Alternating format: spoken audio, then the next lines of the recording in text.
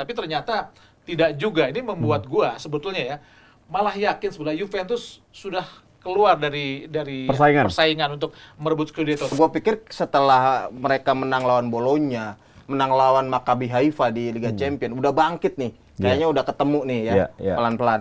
Tapi ya di sini gue melihat Pioli mengajarkan kepada Allegri, inilah bermain sepak bola ketika lu cedera. Ini sama-sama cedera banyak kan? Betul. Tapi tetap solid. Itu baru pelatih Pioli. Kalau Allegri, ya Allah.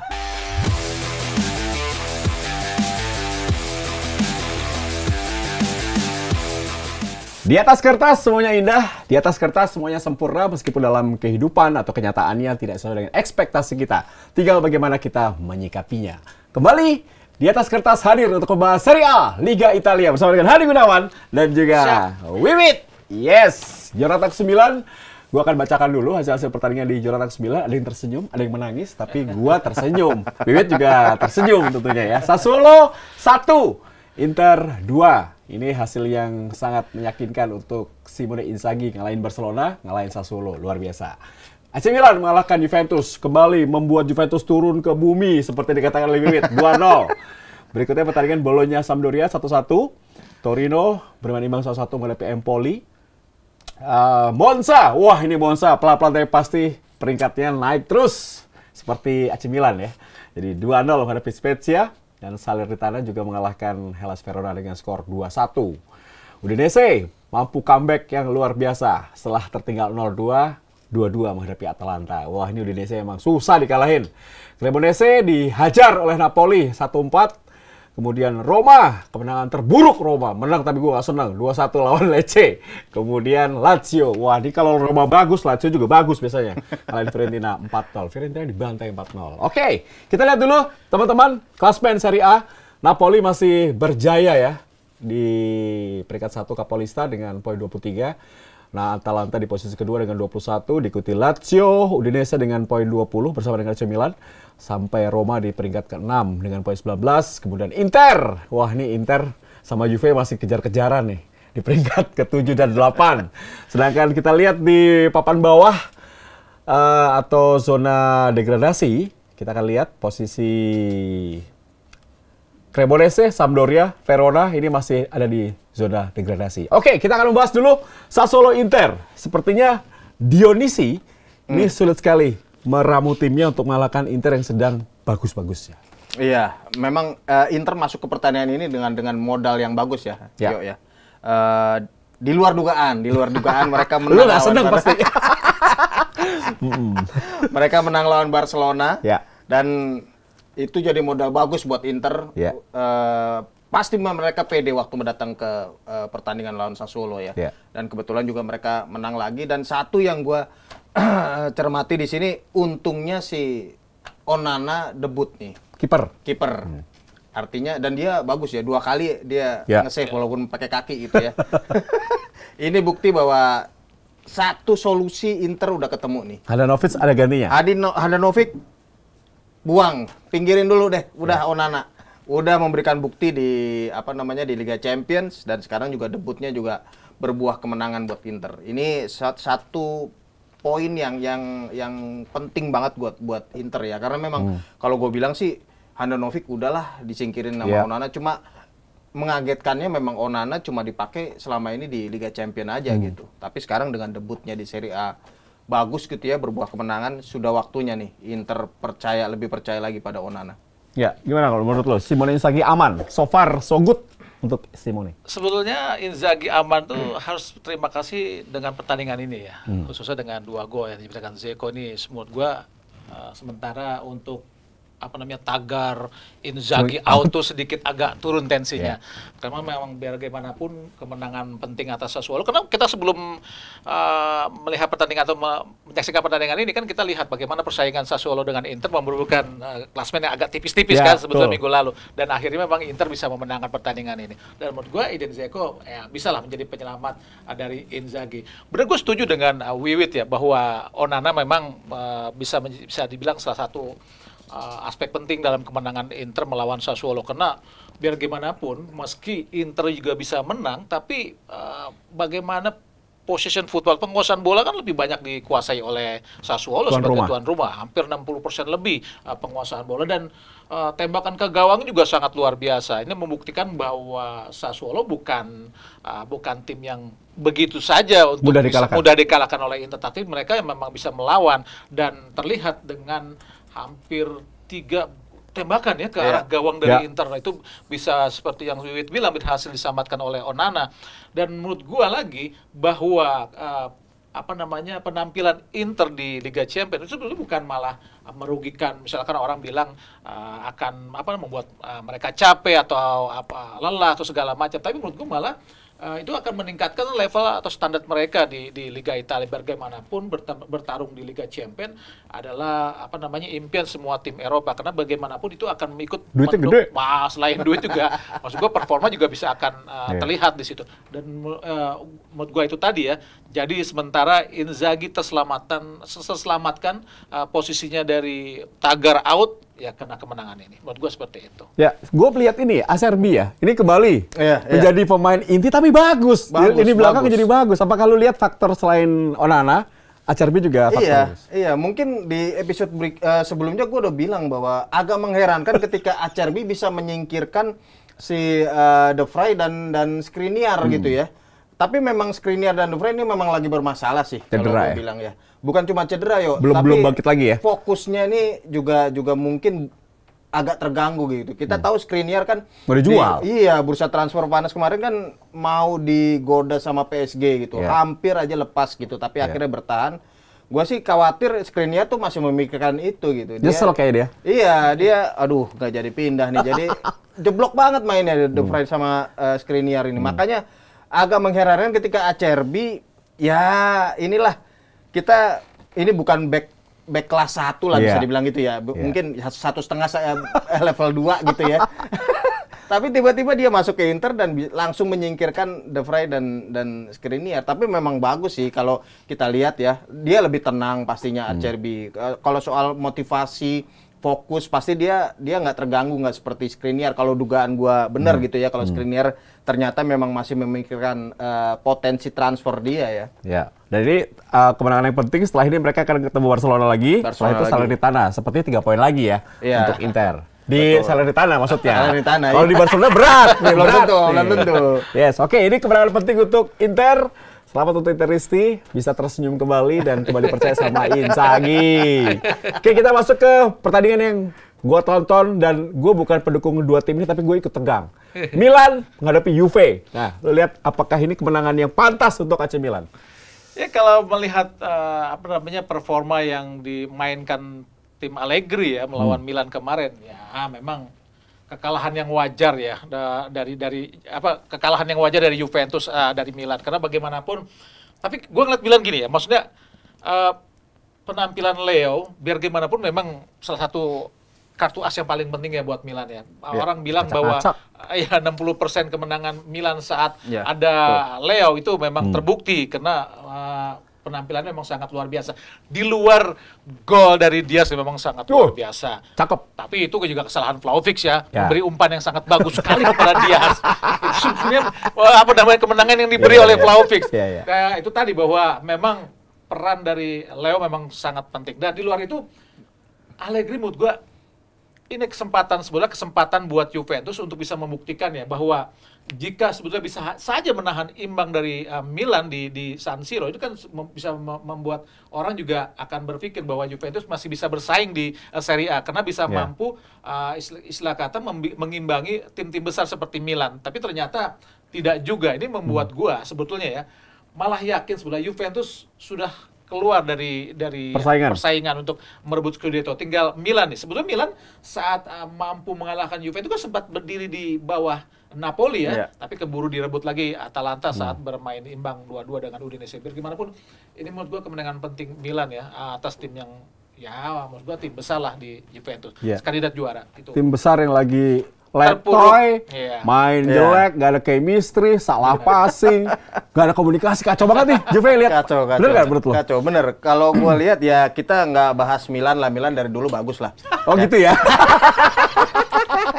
Tapi memang Juve sih, karena Juve-nya main jelek banget sih kemarin. waktu menghadapi Milan. Nggak nyangka juga, gue pikir setelah mereka menang lawan Bologna, menang lawan Maccabi Haifa di Liga Champions, udah bangkit nih. Kayaknya udah ketemu nih ya, pelan-pelan. Tapi ya ketemu tim yang sedikit aja lebih mapan gitu ya. Itu langsung ini lagi, setelan pabrik lagi istilahnya gitu. Dan kalau gue cermati, Juventus nih karakternya udah kayak gini nih, belum berubah sampai sekarang. Main bagus cuma 20 menit pertama. 20 menit pertama. Kalau mereka bisa nyetak gol, bagus.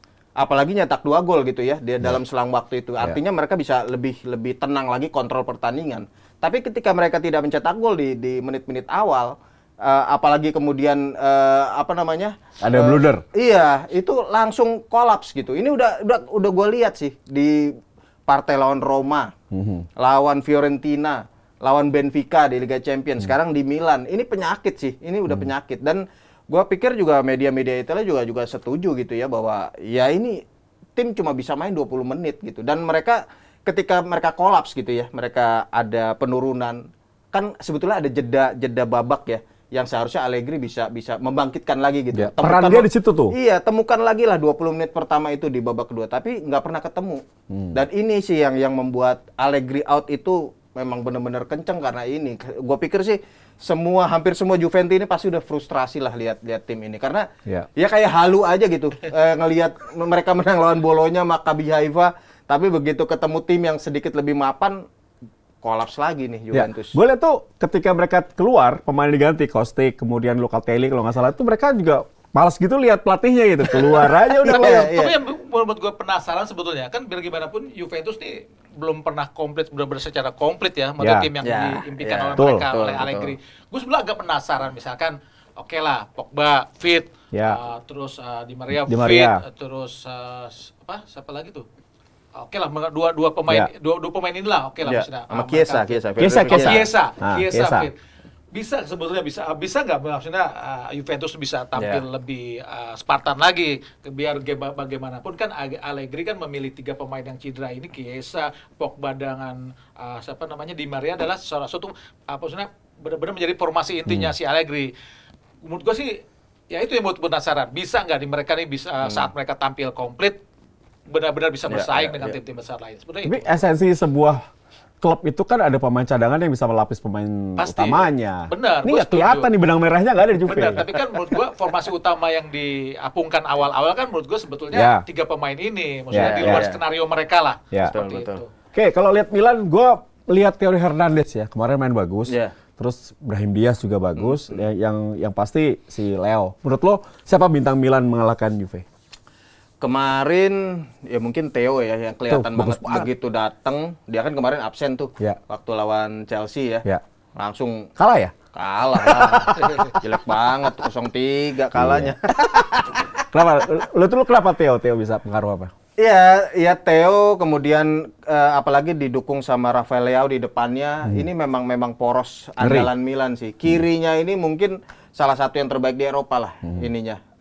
Kombinasi antara Theo dan Rafael Leao ini. Kalau mereka sama-sama main, sama-sama dalam top form ini agak inilah pasti merepotkan buat tim manapun. Gua setuju sama Hadi bilang tadi bahwa Milan ya ada kecenderungan tergantung pada dua pemain ini. Permainan di sisi kiri mereka ini ya.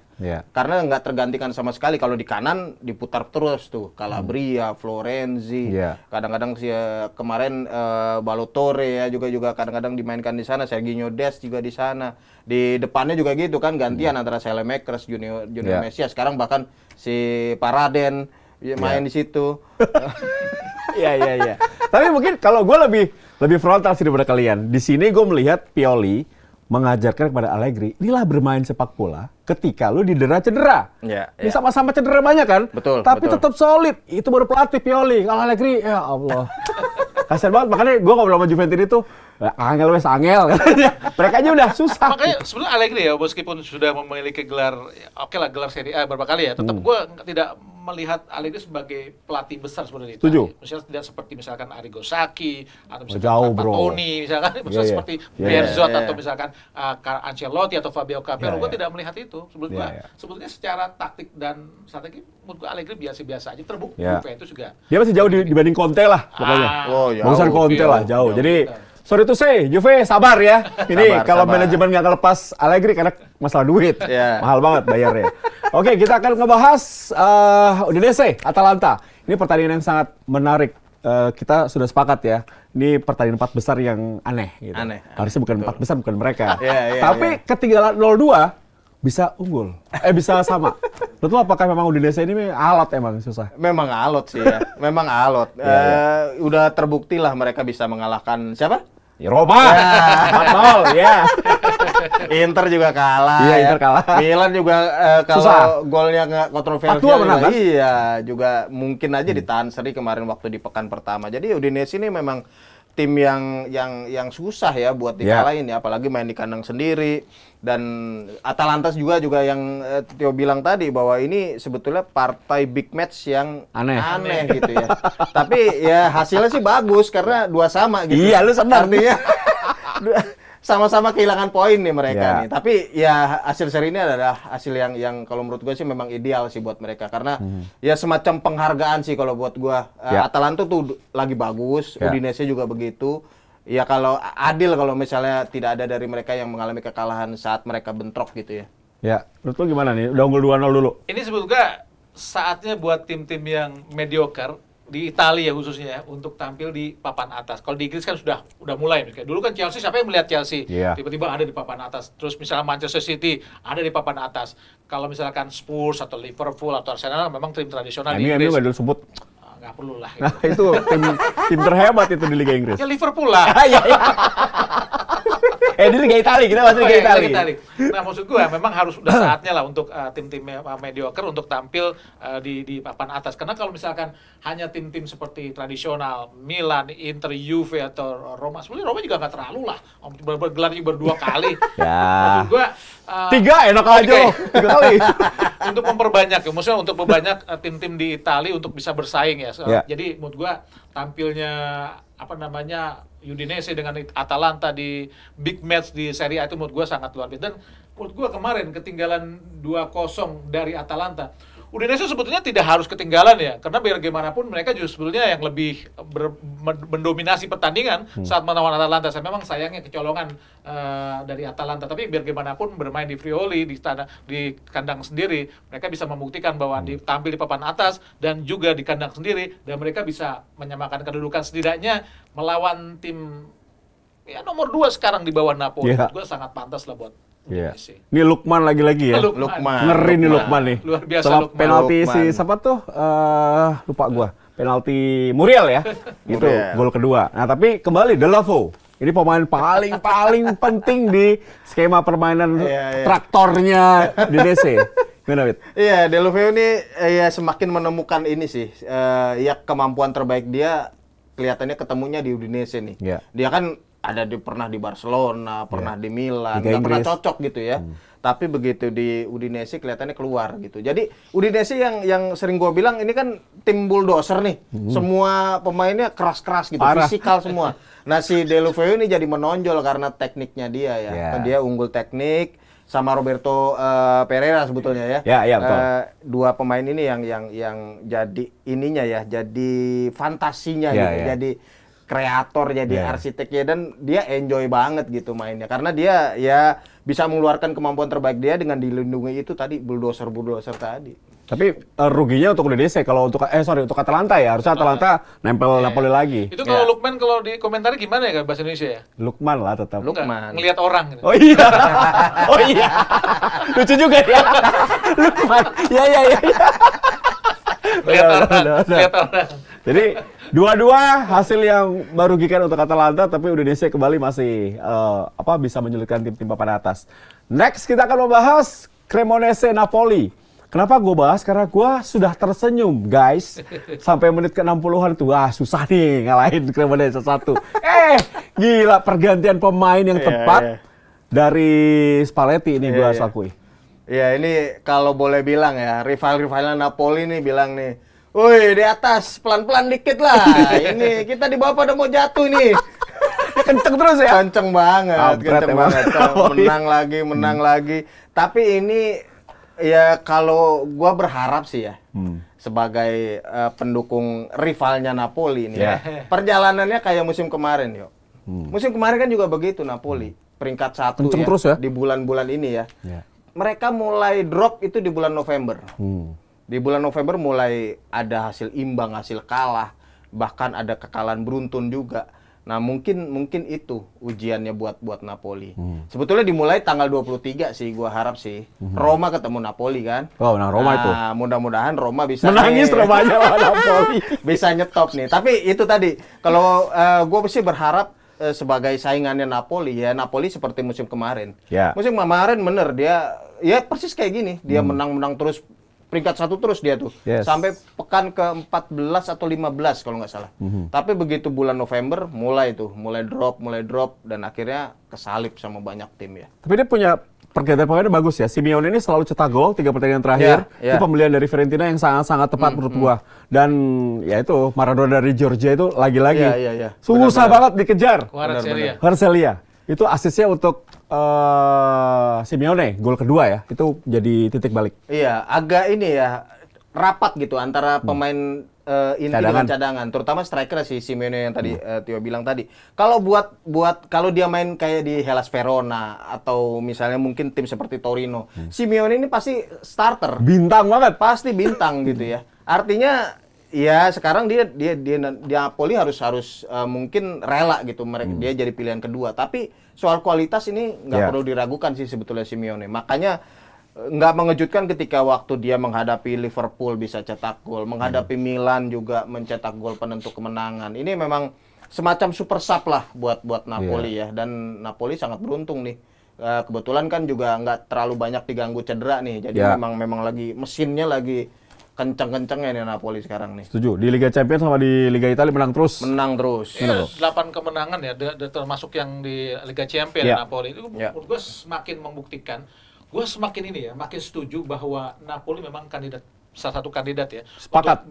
Untuk bisa menjadi juara di Serie A. Bagaimanapun kemenangan di Liga Champions, di Serie A, dan belum pernah kalah sampai di pekan ke-9, ini semakin membuktikan bahwa tim Spalletti ini luar biasa ya untuk bisa merenggut Serie A. Dan ini bukan kemenangan mudah ya. Maksudnya bukan hanya kemenangan yang dari angka 1-4, tapi memang secara permainan kemarin memang ini sangat dominan ya Napoli. Hampir 70% ya. Penguasaan bola memang benar-benar dikuasai oleh Napoli. Dan menurut gua sangat yakin saat ini memang ya atau posisi 2 paling buruk ya buat Napoli untuk bisa menggapai prestasi tinggi di Serie A musim ini. Ini peran dari pelatih Spalletti menurut lo gimana? Oh, sangat luar biasa dengan maksud gua pembelian pemain atau komposisi pemain kan tidak semewah apa yang dimiliki oleh Inter atau Juventus atau misalkan Milan. Menurut gua walaupun Kvaratskhelia dari Georgia maksud gua diagung-agungkan sekarang di Napoli, tetap menurut gua sebetulnya pembelian awalnya adalah bukan pemain yang dilihat, tapi maksud gua asuhan yang diberikan atau didikan yang diberikan oleh Spalletti membuktikan bahwa pemain ini memiliki potensi yang sangat bagus. Ini menurut gua pengamatan yang luar biasa dari Spalletti dengan meramu tim yang biasa-biasa aja lah. Kim Min Jae dari Korea siapa sih ya? Betul. Kita taunya Sintayong nggak?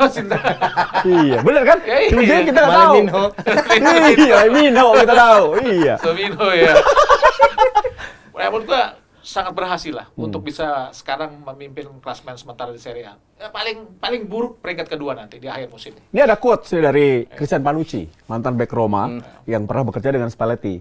Kata Panucci, biasa aja kalau Spalletti bisa putaran pertama doang. Kencang.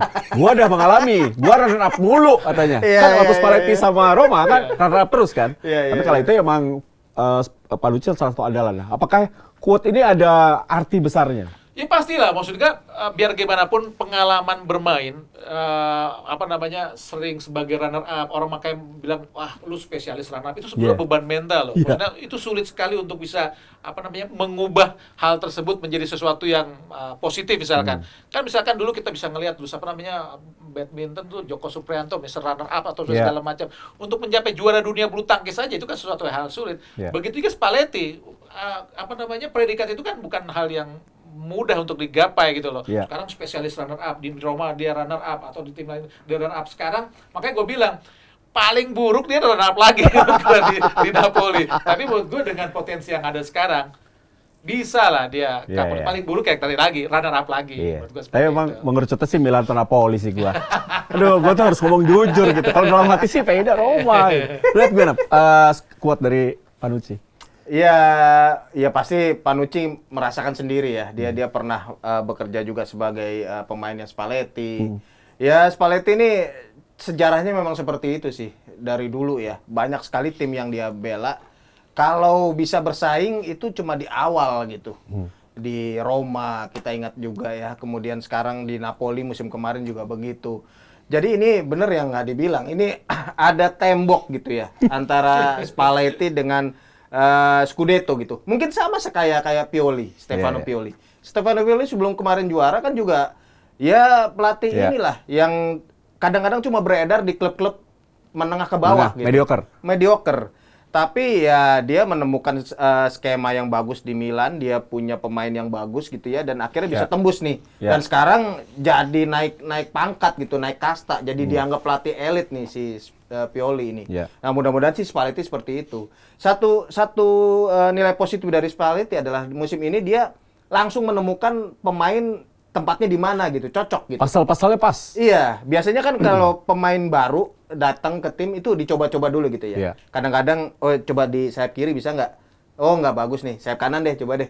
Atau jadi penyerang deh gitu. Tapi ini sekali jalan jadi nih kalau menurut gua. Si Kvaratskhelia ditaruh di kiri langsung jadi siapa? Zambo langsung di tengah jalan gitu ya. Zambo pakai Z ya? Zambo, ya. Dan Sambo ya. Iya, salah nanti.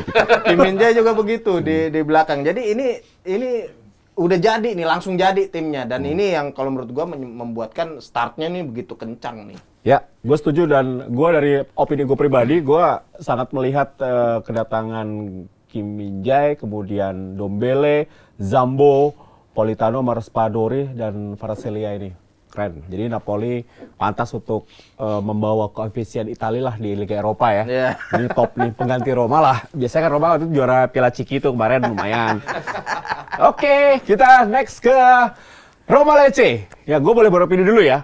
Ini menurut gue kemenangan terburuk Roma. Kenapa gue bilang begitu? Karena ternyata di kalangan Romanisti sudah terjadi perpecahan, guys. Waduh, ngeri banget ya. Kayak tim-tim gede banget gitu, perpecahan. Jadi pro Mourinho kontra Mourinho.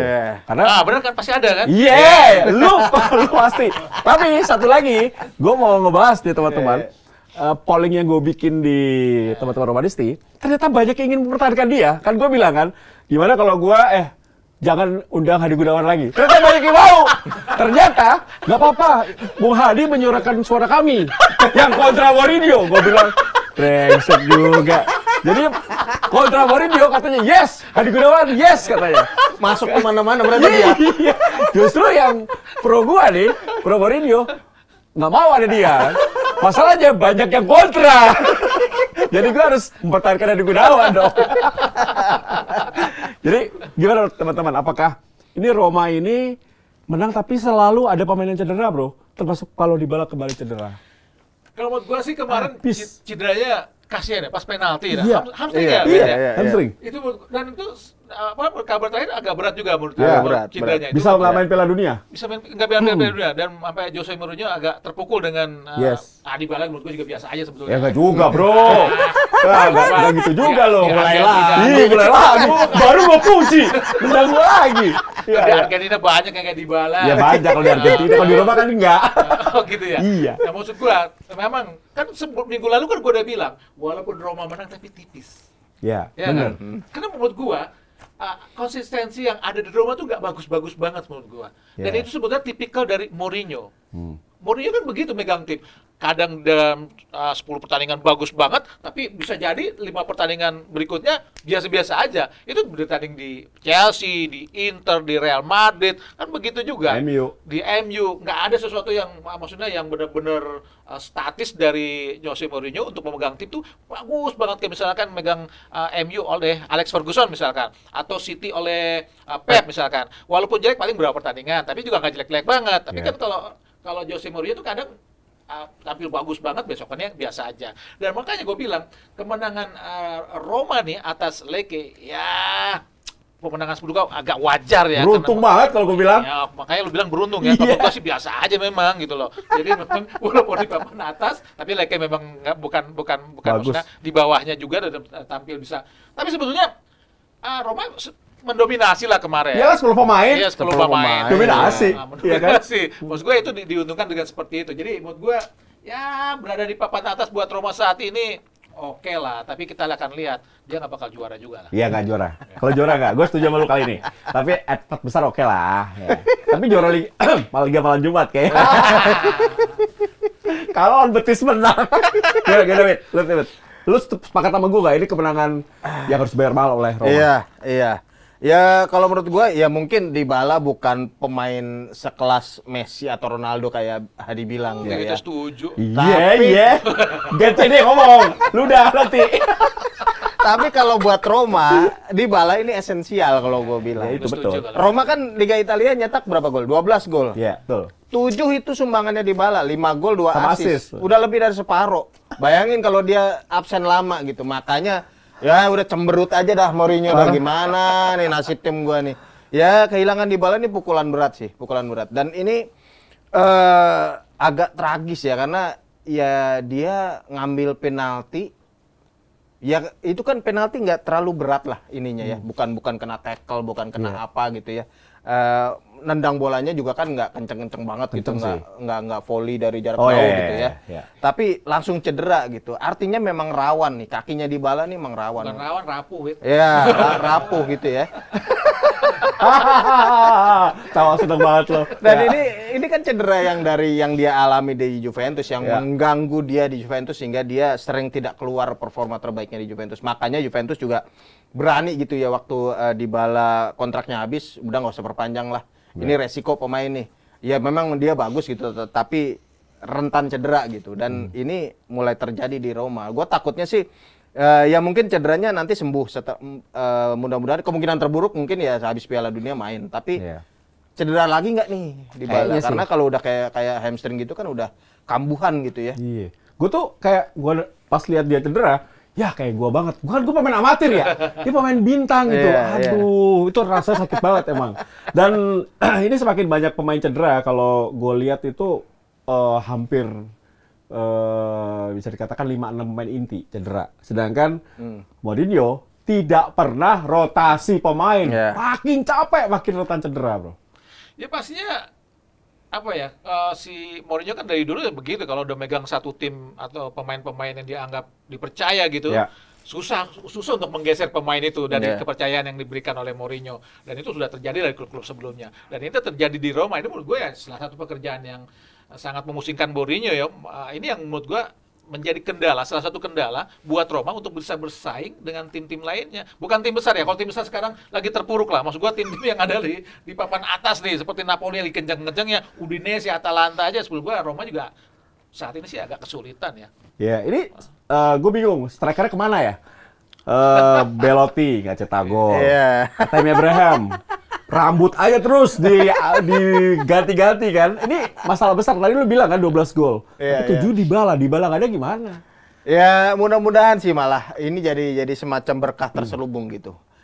Gua sih juga menduga mungkin ya kayak si Temi kemudian Belotti ini ya otomatis mereka tertutup lah ininya apa namanya keberadaan mereka dibandingkan Yeah. ketika ada Dybala gitu. Mudah-mudahan sekarang setelah Dybala tidak bisa bermain lama gitu 2 ya. bulan. Mereka bisa lebih keluar gitu. Mereka bisa lebih mengeluarkan kemampuan Perform, terbaik ya. mereka. Tammy Abraham bisa kembali seperti musim kemarin ya. Musim sekarang aduh sering banget bola gampang gitu. Itu time musim kemarin gol itu. Iya, parah Tapi dah. sekarang enggak gitu. Tapi ya mudah-mudahan sih justru sekarang mungkin aja Mourinho akan memikirkan formasi yang lain Semoga. tanpa Dybala atau kembali ke formasi musim kemarin. Musim kemarin kan juga kita nggak bisa bilang jelek gitu ya formasinya ya. Terbukti Tammy Abraham bisa mencetak 20 gol lebih. Mereka bisa menjadi juara juga di Piala Ciki. Iya. Jadi ya ini kita akan lihat bagaimana Mourinho mengatasi masalah ini ya. Ini masalah besar karena itu tadi yang gue bilang lebih dari separuh golnya Roma disumbang Dybala. Tapi disinilah Mourinho diuji nih. Makanya yang pro kontra Mourinho di sini nih. Kita Iya, lihat. ini. Bisa nggak nih? Ini seneng banget ya. Lo bener, intinya Jose Mourinho itu miskin strategi. Iya, itu udah doang. terserah lu lah. Wah, yang penting pelatih gua. Tapi ini satu bro, gua mau nanya lo. Ini ada quotes lagi dari Fabio Capello tentang Zaniolo. Ini kata Capello, ini pemain kebanyakan lari nih.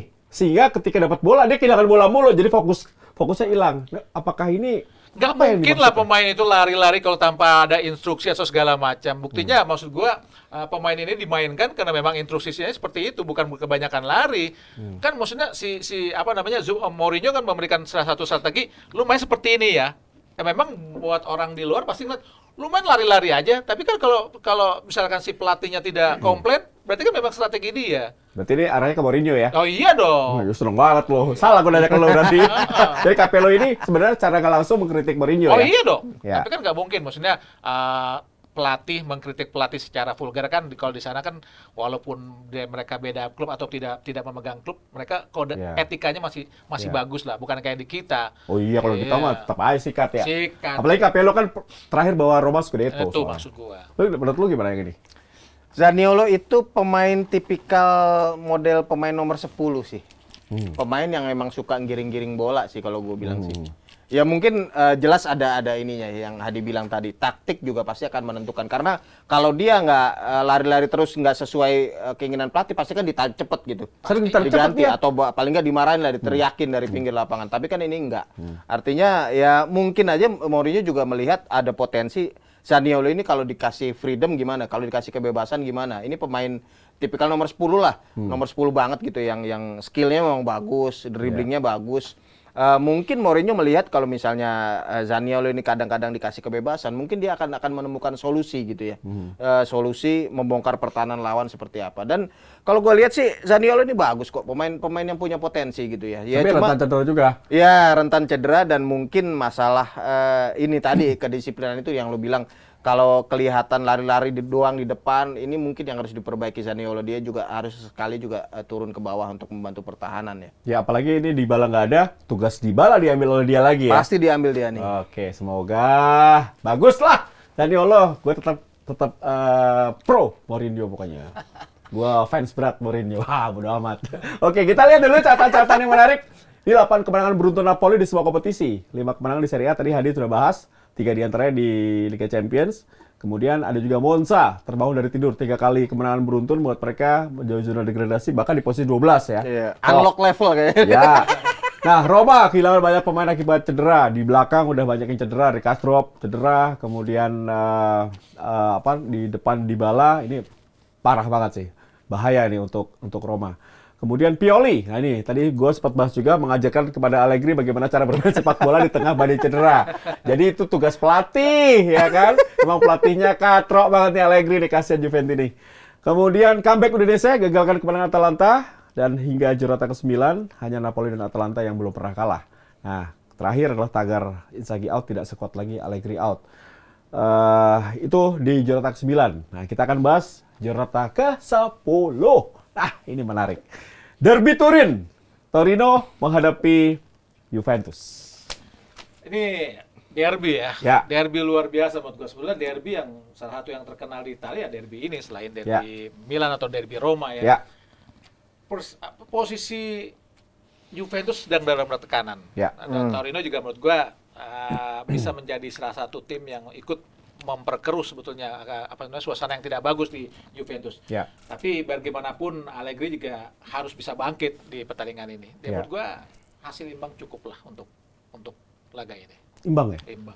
Jadi kalau Torino menang, dia ngelewati Juve soalnya nih. Iya. Iya. 11 Iya, itu Torino, makanya. 13 Juventus. Ya udah Torino menang berarti. Torino? Iya. Apa alasan lu bilang Torino menang?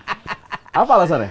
Ya Torino nih permainannya ya cukup mapan lah kalau gue bilang. Itu tadi yang gue bilang kalau Juventus bertemu tim yang permainannya agak mapan ya. Itu mereka goyang tuh, mereka kepercayaan dirinya hilang nih. Oke. Dan ini derby, Torino pasti udah mati-matian nih, Ya. habis-habisan di sini mainnya ya. Mau apa ya, nabrak-nabrak pemain segala macam udah dilakukan sama Torino nanti pastinya. Dan gua sih memperkirakan ya pasti akan kesulitan sih Juventus ini. Mungkin akan sulit menang gitu. nggak bisa menang. Mungkin seri seperti kata Adi, tapi kalau gue lebih prefer biar tambah pusing Juventus ini, biar tambah pusing, dipecat kagak. Tapi kecenderungan Torino menang, gue lebih Torino. 5-5-4-5 lah untuk Torino, karena gue lihat Juventus kelelahan, sedangkan Torino ini punya motivasi sendiri bermain menghadapi seteru abadi mereka ya, Derby Turin. Jadi Torino menang tipis lah ini. Jadi Juventus pusing benar akan terjadi. Atalanta Sassuolo. Gimana, Bro? Kalau ngeliat pertandingan kemarin Atalanta harus menang kan. Nah, dan Sassuolo menurut gue juga kemarin istilah kata ngelawan lah saat menghadapi Inter Milan. Jadi menurut gue Atalanta dengan Sassuolo ini pertandingan yang sangat seru. Tapi biar bagaimanapun posisi 2 nggak mungkin lah buat Atalanta mau dikorbankan begitu saja. Jadi menurut gue sih poin 3 tapi dengan kemenangan tipis bisa lah diambil oleh Atalanta. Karena trennya memang lagi bagus buat mereka. Atalanta ya? Atalanta. Sama Atalanta. Oke, ini Atalanta sepertinya sepakat kita ya. Iya. Atalanta akan Susah kalau dia main di kandang susah. Ya, ini harusnya menang. Jadi Atalanta kembali nempel terus Napoli. Nah, ada lagi di komentar Laziale yang ngomong, gue suka nonton Tes10 TV, tapi gue gak berharap Lazio dibahas. Karena Bung Tio adalah Romanisti. Enggak, gue bahas kali ini. Lazio tuh 4 kali menang. Menang. Dengan skor 4-0 lagi. Nah, ini lawannya saat ini Udinese. Nah, apakah Lazio akan menang lagi? Ya kalau buat Milan ini gosok-gosok lagi sama kayak Udinese Atalanta pekan kemarin. Seri ini. Ya buat Milan. Seri ya. Tapi lu lihat Lazio dong. Kita bahas dulu Lazio. Ini bagus loh Lazio loh. Bagus. Sarri udah dapat pakemnya lah. Dapat batu. Terutama ini ya. Siapa? Milinkovic Savic. Luar biasa permainannya dalam beberapa pertandingan terakhir. Jadi kayak menggeser Ciro Immobile sebagai superstarnya Lazio sekarang. Ini lagi-lagi bagus banget si Milinkovic Savic. Tapi main di kandang. Walaupun Udinese akan memiliki sebetulnya peluang menang lebih ke Lazio, tapi tentu saja gue gosok-gosok tangan supaya seri. Dia seri. Betul, Bro? Oh, ini partai keras, super keras. Karena bagaimanapun Lazio juga nggak akan mau dipecundangi begitu aja dengan Udinese karena tren yang dari Lazio lagi bagus-bagus ya. Nah, sebagai Kaisar Roma nih saat ini Lazio. Enggak. Kaisar Roma nak aja lo. Enggak ya. Tapi menurut gue ya Kaisar Roma lah karena posisinya di atas Roma, AS Roma saat ini Lazio. Dan menurut gue untuk menghadapi Udinese ini adalah benar-benar momen yang sangat penting buat Lazio untuk bisa mempertahankan hegemoni Lazio di kota Roma. Untuk bisa mempertahankan di atas posisinya di atas AS Roma. Jadi menurut gue Lazio besok bisa menang melawan Udinese, tapi tipis skornya. Oke. Enak banget ya kalau dia ngomong itu ya. Bawa Roma itu enak banget, nyinyir banget ya, Hadi. Gue juga benar Lazio sih. Gue lihat ini tim ini lengkap banget. Udah posisi 3 loh mereka. Iya. Aduh, ini gue rasa Udinese harus kena batunya kali ini ya. Lawan Lazio mereka harus kalah dan nggak tipis juga nih, bisa 2 gol lah menang Lazio. Oke, Inter Salernitana. Nah, ini menarik. Apakah Inter akan kembali menang setelah mereka mengalahkan lawannya Sassuolo di pekan lalu? Menang lah ini, kalau gue bilang sih. Inter menang nih. Salernitana ya? Iya, karena ya ini partai yang ya di atas kertas ini udah punya Inter lah. Inter nggak akan punya masalah gitu ya. Ini bukan lawan yang terlalu berat dan kayaknya anginnya kan lagi bagus nih Inter nih. Terutama kemenangan di kandang Sassuolo kan juga bukan sesuatu yang remeh. Sassuolo ini kan musuh bebuyutan ya Inter sama Milan dalam beberapa tahun terakhir gitu. Suka menyulitkan 2 tim kota Milan ini, tapi Inter ya relatif gampang lah bisa mengalahkan Sassuolo kemarin. Artinya ya mudah-mudahan sih udah pulih nih, dan apalagi kalau si Onana juga bener seperti perkiraan gua. Paling nggak tuh menurut gua tuh kalau Onana menggantikan Handanovic sebagai kiper utama, satu solusi udah dilakukan oleh Inter gitu. Karena Handanovic terlalu meragukan sih kalau menurut gua sih ya. Betul. Waktunya Onana bersinar ya. Iya. Ya setuju sama Wid. Inter nggak bakal mau untuk mengorbankan trennya yang sangat bagus saat ini ya. Lagi oke lah Inter. Jadi menurut gua sih kalau sampai kalah melawan Salernitana pasti mereka akan rugi ya. Jadi buat gua besok di pekan ke-10 nih Inter bisa lah untuk bisa mengunci poin 3 di sini, tapi tipis. Salernitana, Bro. Tetap, maksud gua, Inter tuh, maksud gua nggak terlalu permainannya tuh nggak stabil gitu. Karena lagi bagus, tapi kalau lagi nggak banget. Tapi tetap, maksud gua bisa menang besok. Oke, kalau Lautaro pasangnya sama Zeko, Inter menang gede. Kalau diganti lagi, nah gue yakin. Nih, Lautaro sama Dzeko pas nih. Mantan Roma, ya kan? Mantan Roma, Dzeko-nya. Oke, Napoli menghadapi Bolonya. Apakah akan mudah Napoli menang? Mudah. Mudah ya? Mudah. Masih Oktober soalnya, masih menang. Ntar gue bilang November. Jadi Kan gue bilang pokoknya Napoli ini sampai menjelang ya melewati paruh musim, Napoli masih di atas. Lagi kenceng-kencengnya nih Napoli Iya, ini. iya, iya. Jadi menurut gue besok sih 3 poin dengan skor Bolonya. di atas 2-0 atas Bolonya sih bisa lah ya, Napoli. sepakat gue juga. Ini besok Iya. Napoli 3 poin. Ya Bolonya lawan Juventus aja kalah 0-3 gitu ya, lawan tim yang kacau gitu ya. Tapi Bolonya ini Kasian banget Juve. Buat lawan Juve. Ya, iya. Tapi Bolonya ini sebetulnya tim yang bagus ya. Di awal musim kan si Arnautovic striker mereka nyetak gol terus. Ya. Tapi memang belakangan agak menghilang nih mereka nih. Si Arnautovic juga udah jarang cetak gol dan menurun, dan ini kesempatan buat Napoli nih. Kalau ketemu lawan-lawan seperti ini mereka harus cepet-cepet nih. Mudah-mudahan sih ya waktu mereka nanti dijadwalkan turun gitu ya. Mereka udah agak jauh gitu ininya, jarak poinnya gitu ya. Itu Jadi bagus kalau itu buat mereka. Nggak bikin deg-degan ya. Iya. Yes, berarti Napoli sepakat Napoli 3 poin. Napoli Di 3 jatah poin. 10. Verona Milan, Verona lah. Yang kalah. Yang kalah. Verona yang kalah. Hadir dulu. Verona lawan Milan. Ya bego aja kalau Milan. Gila menurut gue sih. Ya. Ya, Milan lagi oke lah, maksudnya muncul kembalinya Leo, penampilannya sangat bagus sekarang dan kemenangan kemarin juga sangat penting. Ya menurut gua sih poin 3 meski bermain di Verona bisa lah Milan bisa. Di atas 2 kemenangan besok. Ya, di kandang Verona ya? Iya. Kita Gudi ya. Ya, betul. Ya mudah-mudahan sih ini masih agak lama nih cederanya si De Ketelaar ya.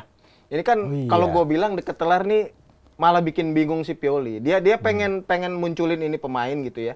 Tapi sebetulnya ada Brahim Diaz di situ. Brahim Diaz yang belakangan ini kan suka dikorbankan gitu. Dia cuma jadi cadangan, cuma pengganti. Makanya kemarin waktu nyetak gol ke Juventus langsung jemur baju kan. Iya, Ini jemur nomor gua. Ini. Itu. Makanya mudah-mudahan agak lama nih De Ketelaar. Jadi Lu nggak jahat ada- banget lo, pemain lu itu. Jadi nggak Itu asisnya Vlahovic yang bagus. nggak Tapi dia bikin gini-gini bingung bagus ya. gitu. Ya kalau artinya ini Milan mungkin akan kembali ke formasi musim kemarin atau mencoba formasi baru lagi ketika menghadapi Juventus kemarin dengan 4-3-2-1. Ya. Dan itu berjalan dengan baik ya. Si Pobega main, si Tonali. Benacer, Tonali, dan mungkin aja ini dicoba lagi gitu di partai ini. Dan gue sih yakin sih ini masih 3 poin lah buat Milan. Nah, catatan lawan Chelsea menang. Oh iya. Ya, Ada kalau- Liga Champions ya. Iya. Tapi harusnya sih Milan menang lah ya. Kita sepakat Milan menang ya. Nah, kalau Ibra kapan main ya? Udahlah, nggak usah lah. Cuma itu. marah-marah doang di Iya, sama bench. itu kemarin yang dia iniin. Iya. Transfer ilmu. Kepalanya si Lazetic di Kapan dia main? mungkin tahun depan ya. Karena Oke. kan lututnya ini kan masih disedot itu ya, ininya cairannya Ya tuh ampun. masih suka Makin begitu. kering dong ya. Udah nggak ada cairan, udah tua gitu. Iya. Jadi tetap Giro ya sama Tetap Giro. sama bekas Liverpool. Origi. Itu berdua itu ya. Bekas Liverpool, Bro. Iya, kemarin main. Bagus kesenangan. banget mainnya. Nggak bisa Bagus. belok tapi lurus mulu mainnya. Tapi nggak ngomong ngoper ke Rebic, harusnya ngoper iya, dong iya. ke Kalau Rebic. nggak bisa belok-belok kayak ini dong, kayak Christian Junker dulu. Jangan. Ini lebih parah. Lurus saja. Oke, terakhir nggak usah dibahas lah menang Roma kali ini. Sampdoria Roma. Awas hati-hati nih. Gue gak yakin gue. Sampdoria pelatihnya baru. Makanya gue juga gak Stankovic. yakin. Makanya gue tanya kalian. Menurut kalian Sampdoria Roma deh? Sampdoria lagi dalam banget ya, maksudnya posisinya dalam banget ini di dasar klasmen nih. Tapi seperti yang Wiwit bilang, penggantian pelatih Stankovic menurut gua bisa jadi perubahan atau angin segar yang bagus buat Sampdoria. Tapi lawannya Roma juga menurut gua sih ya oke lah, sekarang ada di papan atas, tapi menurut gua sih bisa lah Sampdoria untuk bisa mengunci, tapi Gue pikir bisa Roma gitu. Bisa lah maksud gua gini, Sampdoria. maksud gua kemenangan Roma tetap, tapi Oh. tipis lah. Tipis lagi? Tipis lagi. Nggak Tipis mungkin lagi. bisa banyak, soalnya ya itu tadi bermain di kandang sendiri dan pelatih baru menurut gua akan membawa perubahan yang bagus buat gua sih buat Sampdoria. Ini pelatih baru Sampdoria gimana, Wit? Iya, hati-hati kalau pelatih baru. Kita udah ngeliat efeknya ke Monza ya. Monza ganti 3 pelatih, kali ya? 3 kali langsung menang 3 kali menang Bahaya berturut-turut itu. gitu ya. Selalu kalau pelatih baru datang tuh ada shock terapi gitu di timnya gitu. Dan rata-rata sih memang bagus. Dan kemarin Sampdoria kan imbang kan, Iya. dapat poin akhirnya gitu ya. Artinya ini partai yang berbahaya buat Roma, apalagi Roma baru kehilangan Dybala, kemudian kelelahan juga pasti ya. Ya, Di Liga Liga Jumat Eropa juga main, iya di Piala Ciki itu. Enggak. Bukan. Enggak, malah Piala Jumat. Citato Citato. agak mahal. Lawan Real Betis. Real Betis lagi lawannya. Aduh, parah nih. Ini kalau nggak rotasi kacau. Tapi kalau gue bilang sih Roma masih punya kualitas yang lebih baik lah daripada Sampdoria ya, walaupun dengan segala masalah yang mereka punya. Gue setuju sih dengan Hadi, peluang Roma untuk menang ada gitu. Tapi minimal mereka bawa pulang poin lah dari partai di lawan Sampdoria ini. Kalau menurut gue. Nggak yakin menang gue. Sorry ya Romaristi, gue rasa ini Iya Sampdoria ini seri ini. kan dapat poin. Iya. Nggak apa-apa. Gue aja nggak yakin karena gue lihat ketergantungan akan Dybala nih Ya, besar. besar banget ya. Dybalanya nggak ada, efeknya luar biasa. Apalagi Iya. nanti kita lihat apakah rotasi dilakukan. Buat apa ada Kamara di tengah? Buat apa ada Eldol Soborodov? Buat apa ada El Sarawi nggak dipasang? Nah, Mourinho harus berpikir untuk rotasi. Tapi gue tetap, Mr. Bo, gue di belakang lo. Gue tetap dukung Roma karena dia kasih gue piala kemarin kan. Oke, sebelum kita tutup, lu lihat dari pertandingan Jurata 10 mana yang akan menjadi pusat perhatian untuk hasil yang mungkin akan berbeda dengan orang lain? Tidak diprediksi, sulit diprediksi. Sampdoria Roma tadi sulit prediksi. Gitu ya? Iya. Sampdoria Sulit Roma ya? menurut gua. Oke. Karena pelatih baru tadi. Oke, ini Sampdoria Roma lo. Torino Juventus derby ya dari status derby-nya aja kalau menurut gua ini akan menjadi pusat perhatian gitu ya, apalagi kayaknya nggak ada big match ya di partai ini, Nggak ada. kecuali mungkin Lazio Udinese. Udinese. Itu bikin posisi Ya, 4 besar. sama Milan selalu big match sih memang itu. Iya. Buat lu, ya buat Milanisti ya big match setiap minggu. Tapi ya setiap pekan sih kalau gue bilang sih ini posisi Allegri nih kalau menurut gue ya.